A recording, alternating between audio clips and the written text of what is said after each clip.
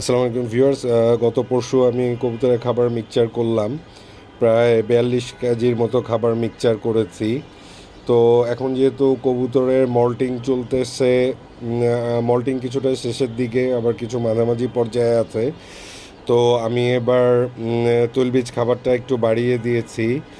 In fact আমি কুসুম ফুল এবং সূর্যমুখী ফুলের দুইটারই দানা রেখেছি। তো সবুজ মটরটাও আমি সবসময় ইউজ করি।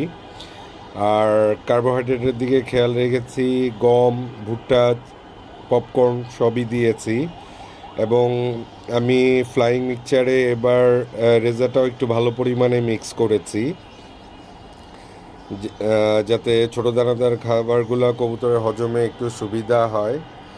যাই হোক, সব কিছু মিলিয়ে আমি সবসময় বলি যে আমি বাজেটের দিকে খেয়াল রাখি। তো আমার এবারে মিক্সচারটা